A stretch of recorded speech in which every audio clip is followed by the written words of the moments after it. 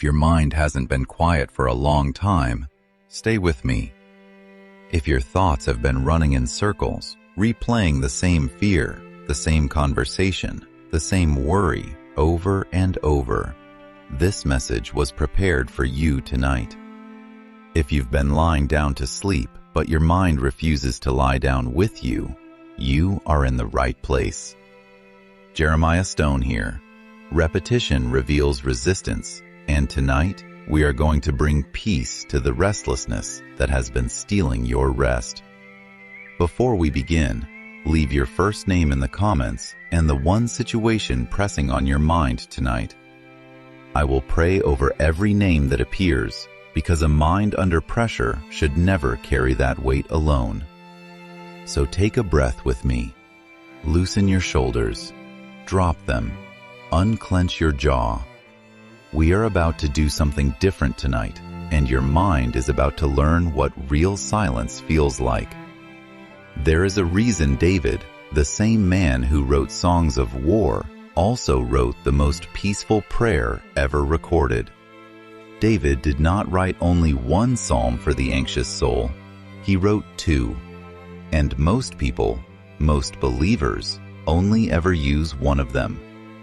That is why their anxiety keeps coming back. That is why the peace they feel on Sunday is gone by Tuesday. They are using half of the medicine. Tonight, we are going to use both. Tonight, we are going to combine Psalm 27 and Psalm 23, the way David himself used them, and we are going to give your spirit something it has been waiting for: real stillness. Not distraction, not numbness. Real stillness. Let me show you what I mean. Psalm 27 begins with a declaration. The Lord is my light and my salvation. Whom shall I fear? The Lord is the strength of my life. Of whom shall I be afraid? This is the voice of courage. This is David standing up inside his own fear and refusing to let it speak first. This is the psalm you pray when your mind is under attack, when the thoughts are loud, when the future feels uncertain. Psalm 27 is the sword. It cuts through the noise. But then there is Psalm 23. The Lord is my shepherd, I shall not want. He makes me lie down in green pastures. He leads me beside still waters. He restores my soul. This is not the voice of courage. This is the voice of rest. This is David lying down inside the safety of God after the battle is over. This is the psalm you pray when your mind is exhausted, when the fight has drained you, when you cannot carry one more thought. Psalm 23 is not the sword, it is the pillow. And here is what most people miss. The anxious mind needs both. It needs the courage of Psalm 27 to stand up against the fear, and it needs the rest of Psalm 23 to lie down inside the peace. If you only pray one, you stay halfway covered. You become brave but exhausted, or you become rested but still afraid. The complete prayer is both. The complete peace is both. In Hebrew, the word for fear in Psalm 27 is yareh. It does not only mean to be scared, it means to be paralyzed by what might happen. It is the fear of the unknown future. It is the kind of fear that does not need a real threat in front of you to take over. It only needs an imagined one. And that is exactly the kind of fear most anxious minds are fighting. Not the fear of what is, but the fear of what might be. And the word for rest in Psalm 23, when it says, He makes me lie down, is connected to the Hebrew word nuach. Nuach is not light sleep. Nuach is deep, settled rest. It is the rest of someone who knows nothing is coming for them tonight. It is the rest of someone who has finally stopped negotiating with God about the outcome and has decided to trust the shepherd instead. So when David combines these two psalms in his own life, he is saying this: I will not be paralyzed by what might happen, and I will not stay awake guarding what is already protected. I will stand in courage, and then I will lie down in trust. That is the rhythm of a quiet mind. Courage, then trust. Stand, then lie down. Speak, then be silent. Most people only know one half of that rhythm, and that is why they keep cycling between exhaustion and fear. Tonight, you are learning the full rhythm. Notice something else. David did not write Psalm 27 in safety, and he did not write Psalm 23 in luxury.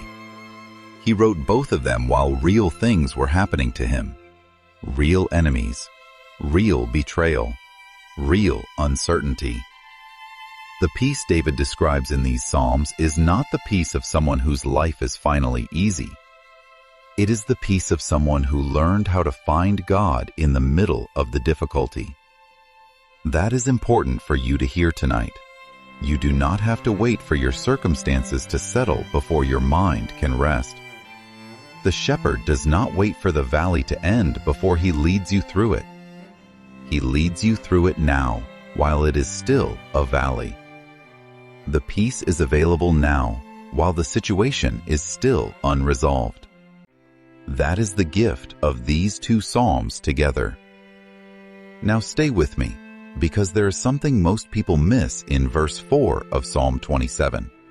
And that one detail is exactly what your mind needs tonight. I will show you in a few minutes, after we deal with the real reason your mind has not been at peace. Because here is the truth. The anxious mind is not random. It runs on 3 specific kinds of thoughts, and once you can name them, you can dismantle them. The first is the thought of anticipation. This is the thought that says, what if? What if it gets worse? What if they leave? What if the money does not come? What if the diagnosis is bad? What if I made the wrong decision? Anticipation thoughts pull your mind into a future that has not happened, and they make you live the suffering before the suffering has even arrived. They make you pay the emotional price of an event that may never occur. And here is what is worse. Even if that event does occur, you will pay the price again when it actually happens.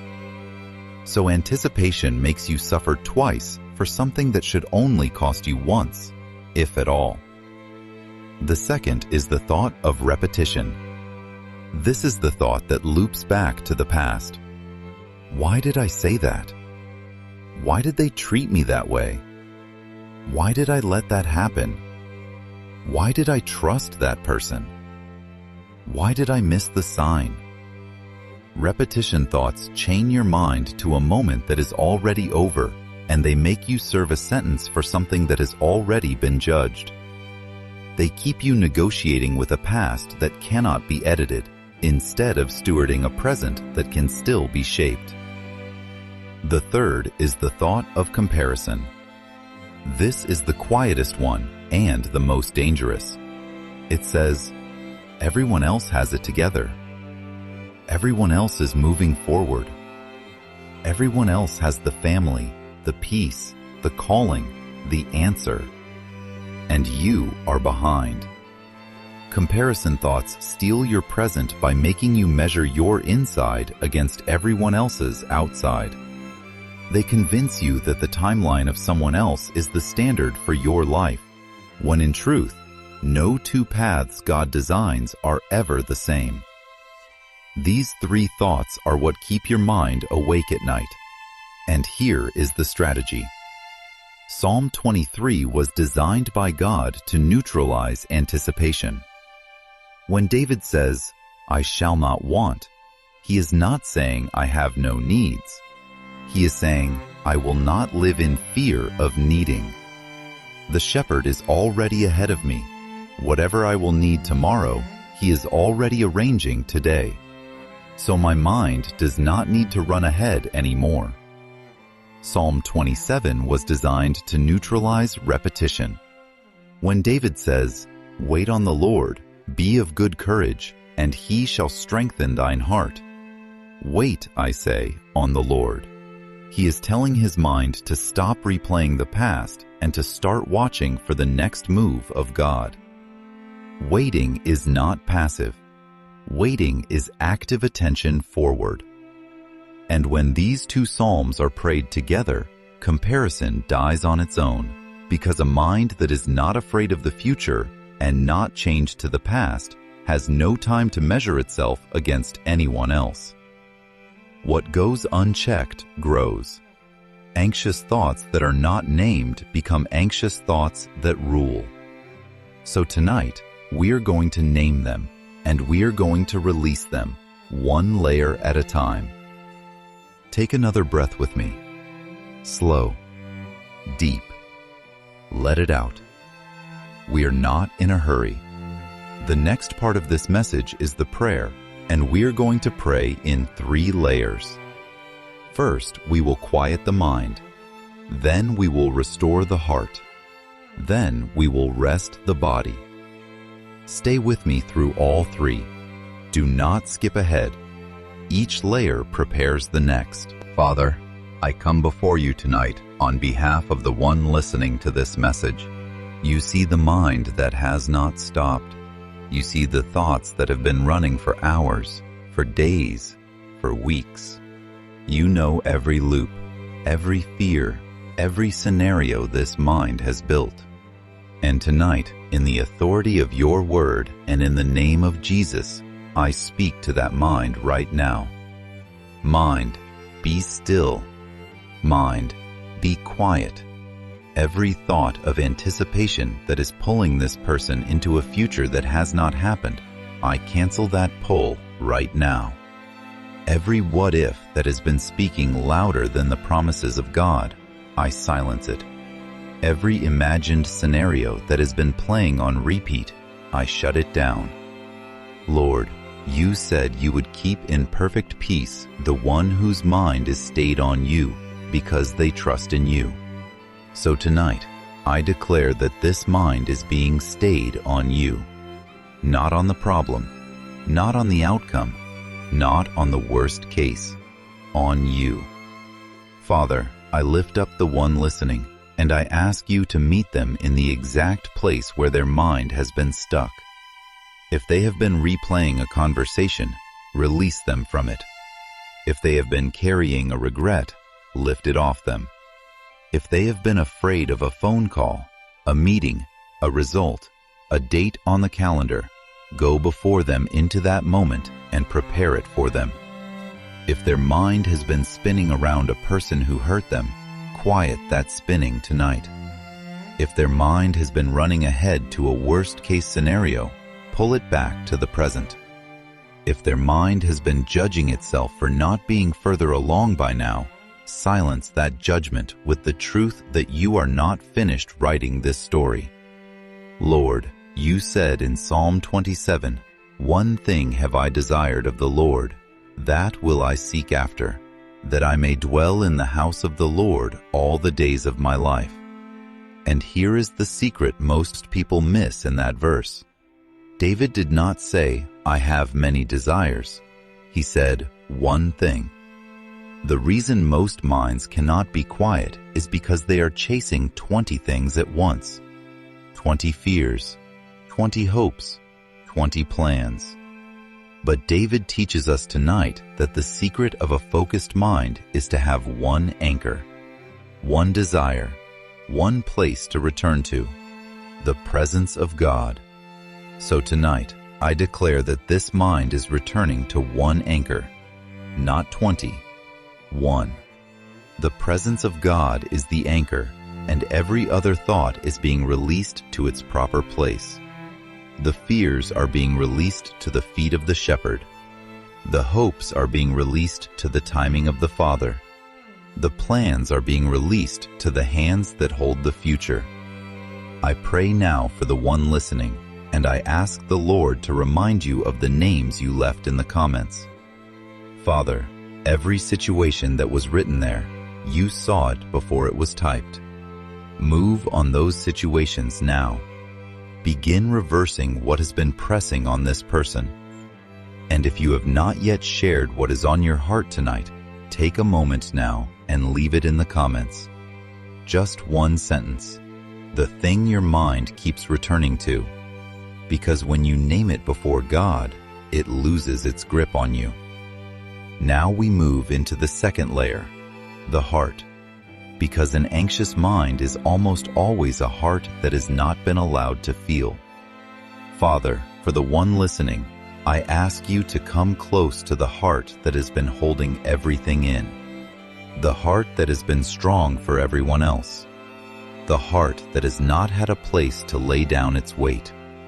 The heart that has been showing up for work, for family, for responsibilities, while quietly carrying things no one around them sees. Lord, you are the God who is near to the brokenhearted, and you save those who are crushed in spirit. So come near tonight. Lift the weight that has been sitting on this chest. Loosen what has been tight. Comfort what has been bracing. Speak to the part of this heart that has been afraid to hope again, and tell it that hope is safe with you. Restore the part of this heart that has been disappointed, and remind it that your timing is not late, it's precise. Father, if there has been a loss, a betrayal, a door that closed without explanation, I ask you to bring healing to that exact wound tonight, not by erasing it, but by filling it with your presence until it no longer aches the way it used to. Heal the place where the explanation never came. Bring your peace to the place where the apology was never offered. Restore the place where closure was never given. You are the God who heals without needing the other side to participate. You are the God who restores without requiring the original source to return. So restore tonight, Lord. Restore from the inside out. And there is a word in Psalm 23 that most translations soften, and when you hear what it really means, your body will respond before your mind does. Stay with me, because we are about to step into that word in just a moment. Lord, I pray for the home of the one listening. Let peace settle over every room. Let the walls of this house be a boundary that anxiety cannot cross tonight. I pray for the family of the one listening, for the spouse, the children, the parents, the siblings. Let your hand rest on each of them, and let the peace that is filling this heart tonight overflow into every relationship under this roof. I pray for the decisions that have been weighing on this mind, the decision about work, the decision about a relationship, the decision about a move, a change, a step that has been delayed because the fear was louder than the direction. Lord, give clarity, not all at once, just enough for the next step. That is all you ever promised, and that is all we need. Now we move into the third layer, the body. Because the anxious mind lives inside a body that has been holding tension for a long time. The body remembers what the mind tries to ignore. The body keeps the score. So tonight, we do not just pray for the thoughts and the feelings. We pray for the physical place where all of it has been stored. Father, right now, I speak to the shoulders of the one listening. Drop. I speak to the jaw. Release. I speak to the chest. Open. I speak to the breath. Slow down. I speak to the hands that have been clenched without realizing it. Open them. I speak to the stomach that has been knotted. Soften. I speak to the back that has been carrying the day like a backpack that was never put down. Lay it down now. Lord, You said in Psalm 23 that you make me lie down in green pastures. And here is the meaning that most translations soften. The Hebrew word there is rabatz. Rabatz is not the lying down of someone who collapses from exhaustion. Rabatz is the lying down of an animal in a field, completely safe, with no need to keep watch. It is the rest of someone who knows the shepherd is already standing guard. It is the rest of an animal that has learned, through experience, that the shepherd does not sleep on the job. So tonight, I declare rabatz over the one listening. You are not lying down in exhaustion. You are lying down in safety. The shepherd is already on watch. You do not have to guard your own life tonight. He is doing it for you. You can close your eyes without keeping one open. You can fall asleep without listening for the next sound. The shepherd is awake. That is his job. Yours is to lie down. Father, I pray for the sleep of the one listening tonight. Let it be deep. Let it be restorative. Let the mind that has been racing finally find the off switch it has been searching for. Cancel the dreams that bring fear. Cancel the half sleep that leaves the body tired in the morning. Send true rest. The rest you gave to David in the cave. The rest you gave to Elijah under the tree. The rest you gave to Jesus in the boat during the storm.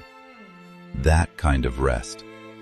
The rest that does not depend on the storm being over, but on knowing who is in the boat with you. Let this person wake up tomorrow with a renewed sense of your presence. Settled, covered, held. Let them notice in the morning that something shifted overnight, not because the situation changed, but because their relationship to the situation did.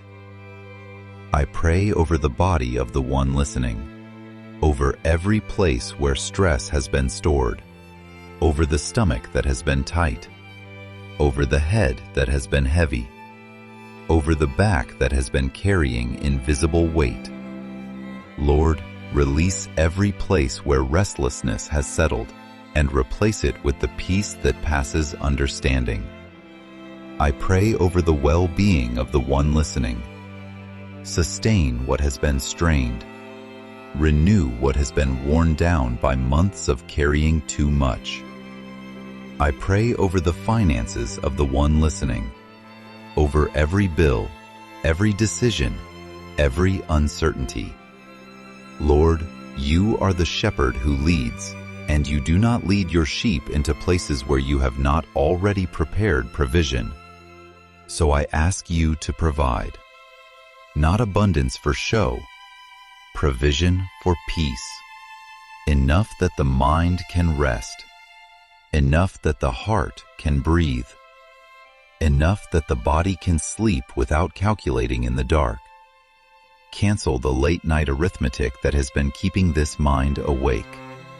Cancel the spreadsheet that has been running in the background of every conversation. Cancel the worry that has been disguising itself as planning. And in its place, give the steady confidence that the shepherd who brought your sheep this far is the same shepherd who will bring them through the next valley. And I pray over the relationships of the one listening, over the people in this person's life who have been a source of stress. Lord, do not let this mind carry their weight tonight. What is theirs to handle, let them handle. What is yours to handle, you are already handling. And what is mine to release, I release it now, in the name of Jesus. Lord, give wisdom for the conversations that are still ahead. Give patience for the people who have been difficult.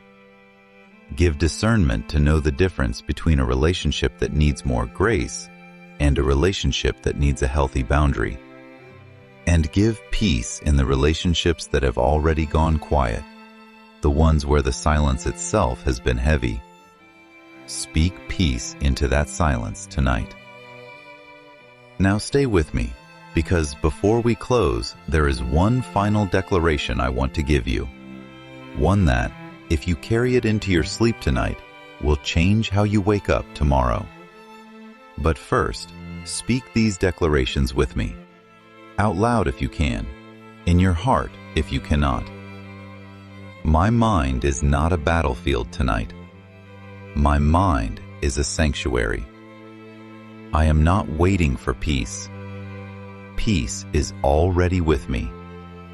What I cannot solve tonight, God already solved before I asked. I shall not want, therefore I shall not worry. The Lord is my light, so I do not fear what is ahead. The Lord is my shepherd, so I do not chase what is behind. I dwell in the house of the Lord, and the house of the Lord is quiet. My thoughts are not my master. My fears are not my future. My past is not my prison. I have one anchor, and that anchor is the presence of God.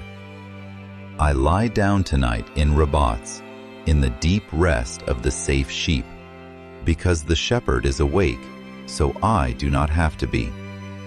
Whatever tomorrow brings, the shepherd is already there. Whatever I have been afraid of, the light is already exposing it. Whatever has been chasing me, the goodness and mercy of the Lord are chasing me harder. I am not behind. I am not forgotten. I am not alone. I am held. I am led. I am covered. I am quiet. My mind is being stilled tonight. My heart is being covered tonight. My soul is finding rest tonight. And nothing that tried to steal my peace this week is going to follow me into tomorrow. And here is the final declaration, the one to carry into your sleep. The Lord is my light, and the Lord is my shepherd. I have nothing left to fear, and nowhere left to run. Say it again with me. The Lord is my light, and the Lord is my shepherd. I have nothing left to fear, and nowhere left to run. One more time, slower. The Lord is my light, and the Lord is my shepherd. I have nothing left to fear, and nowhere left to run. Father, seal this declaration in the heart of the one listening. Let it be the first thought when they wake, and the last thought as they fall asleep. Let it be the anchor when the anxiety tries to return tomorrow.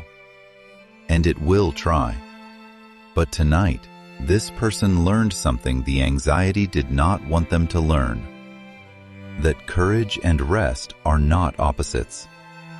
That you, Lord, gave us both, and that we were never meant to choose between them. We were meant to live in the rhythm of both. So when the morning comes and the mind tries to pick up the weight again, remind this person of tonight. Remind them of the Rabbats. Remind them of the one anchor. Remind them that they made it through this prayer and they can make it through tomorrow the same way. One layer at a time. One breath at a time. One return to the shepherd at a time. And Lord, for everything that was named in the comments tonight, I ask you to move. Some situations need a quick answer. Some need patience. Some need a door to open. Some need a door to finally close. You know which is which. Move accordingly. Let the people who left their names tonight see in the days ahead that this prayer was not just words on a screen. It was a real conversation with a real God who really listens. Before you close this video, do one last thing for me. Leave a final word in the comments. If your mind found rest tonight, even a small amount of rest, type the word quiet in the comments. Just that one word, quiet. Because every time someone types it, It reminds the next person that rest is possible, that anxiety is not the final word, and that the shepherd is still leading. And if there is anything still pressing on your heart that you have not named yet, leave it underneath the word quiet, and I will pray over it personally before I sleep tonight. Your name will not be skipped. Your situation will not be forgotten. Thank you for staying with me through every layer. Thank you for trusting this space with your mind, your heart, and your tired body. The fact that you stayed to the end means something inside you was reaching for peace, and peace reached back. That reaching matters. That decision to stay matters. Most people scroll past. You did not. You stayed. And whatever you were carrying when this video began, you are not carrying alone anymore. Sleep deep tonight. Wake up lighter tomorrow. And remember, you are not carrying this alone. The shepherd is awake. The light is on. The pasture is safe. Stand firm. Stay aware. Sleep tonight, warrior. The shepherd is watching. In Jesus' name.